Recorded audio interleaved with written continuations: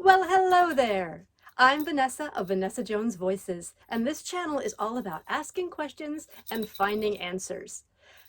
In my last video on acoustic treatment, I was talking about what creates that wonderful quality sound for a voice actor and what goes into doing that. We talked about using the clothes in your closet to absorb sound. We talked about making acoustic panels to absorb sound. And today we're going to talk about another something that absorbs sound. And I'm going to tell you a little bit more about how the frequencies work in a room. So today's question is, what traps sound and what can I use to absorb it? Let's see what the answer is. We're going to start off with this window seat area. So this is my studio, this space. Within my studio, I have a desk and I have curtains that surround my desk that kind of curtain off the space a little bit more. This space right here, this alcove, which is where my window seat is problematic space if I don't have my curtains shut because it traps sound waves. I'm going to use this wand to show you how sound waves work. So sound waves come in different frequencies. Different frequencies have different wavelengths. So I thought I would use this wand to show you what I meant. So as each frequency hits a surface, it bounces off that surface or it gets absorbed by that surface in different ways depending on how long or short it is. And that's why it's great to have different acoustic absorption materials. Certain frequencies, like low frequencies, tend to get stuck in corners. So any type of alcove like this, or anytime you have a spot in the corner where the ceiling meets the walls, you have this space where the sound waves can get trapped. So this is basically what they do. So a low bass voice will have a problem with getting that bass low frequency trapped in corners, and it'll look like this. The sound wave will come to the corner, and then it'll just kind of bounce around from side to side and up and down, side to side, up and down. It'll just get stuck here. So we have something called a bass trap that we often put into the corners of rooms where the ceiling meets the walls. And that's a triangular piece of foam or other material that can absorb those bass frequencies that tend to get stuck, trapped in corners. And so we're going to talk about what else you can use to absorb sound. You may notice that also in this room I have these built-in bookshelves. They're full of books. And not only that, but they're full of stuffed animals. I basically took them from my son's room and kept them for myself. Books are fabulous for absorbing sound. Something you should know if you are using books to absorb sound, they do better at absorbing sound when you have them kind of messily in the shelf. So instead of having them all nice and neat in a row like this, all lined up, it's better to have some out and some in and some out and some in, and just have a really messy arrangement. That way it breaks up the sound waves. When they go to hit the books, they get broken up and they dissipate faster. So you can imagine that if they all are in the same plane, it'll act more like a wall and the sound waves will hit it and bounce off, right? But if they're all different, then the sound waves go in and some go further in, some stay in the front, and they don't bounce around as much and they dissipate. And then stuffed animals. You can see, I'll show you. So you can see up here, I have some alcoves at the top, which are also full of stuffed animals. And really, there should be even more stuffed animals than that in there because there's still plenty of room for sound waves to go and get trapped in those boxes.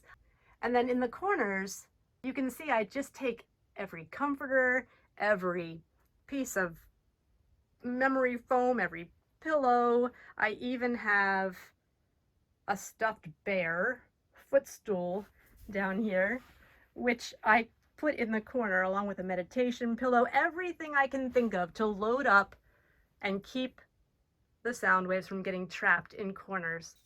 So sound waves come out into the center of the room, for example. And then if they hit, say, a nice sound absorbing panel, they will go through the acoustic fabric into the panel and get absorbed by the acoustic material inside.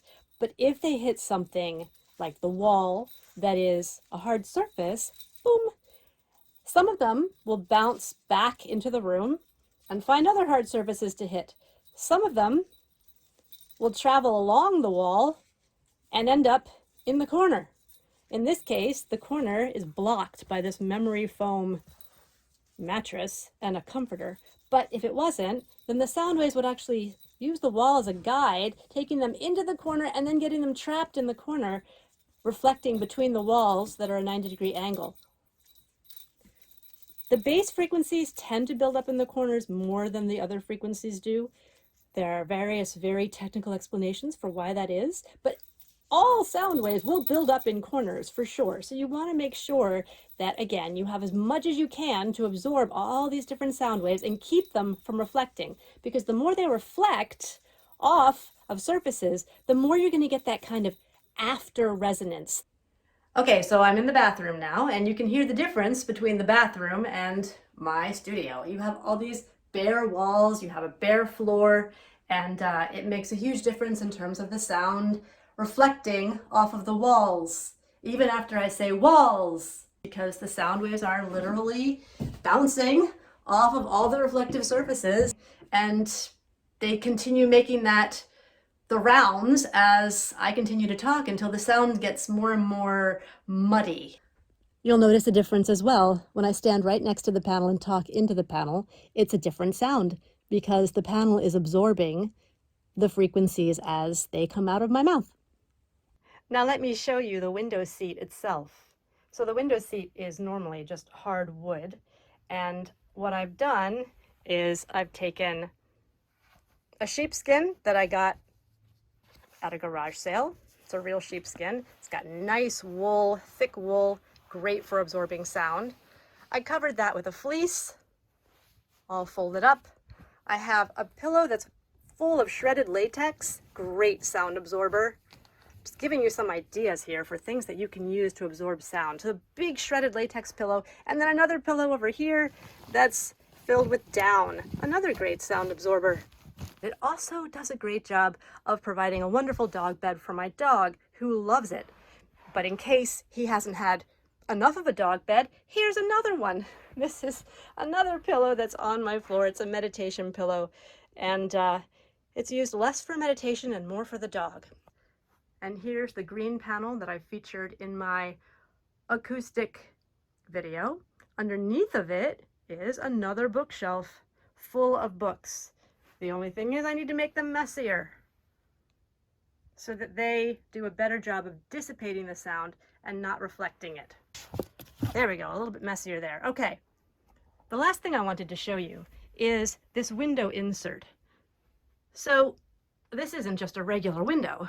This is a window with a very specialized insert that I measured carefully and ordered for it from Indow Windows, or Indow, I don't know how you say that, but they have a cushioned insulator around them that exactly fits into the window. So this whole insert fits into the window and blocks the sound from coming through the window from the outside.